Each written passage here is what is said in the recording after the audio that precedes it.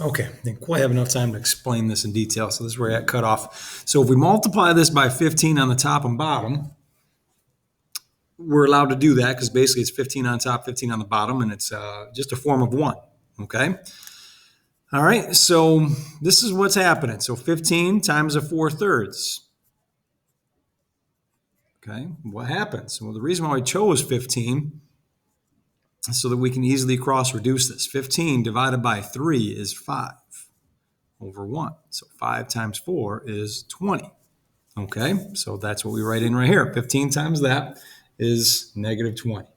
And then we just keep going. What's 15 times 12/5? Well, if you need to jot this off to the side and do that work, fine. But again, this cross reduces very well because 15 divided by 5 is 3.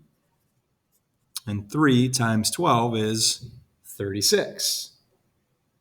Gets even easier on the bottom. 15 times 1, 15. 15 times 48 fifteenths. Right? These 15s, again, just cross reduce very well. It's gone. Just get 1. So 1 times 48 is 48. Okay? And we're subtracting a negative, so we made that plus. That's it.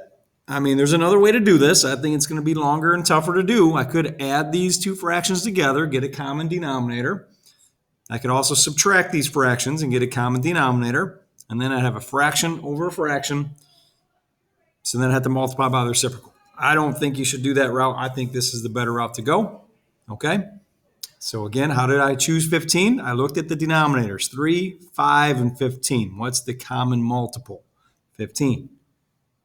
Okay? And there's the final answer. All right, you pause, try 15, and then we'll wrap it up with some feedback on 15 to be done. Okay, so here's the answer to 15.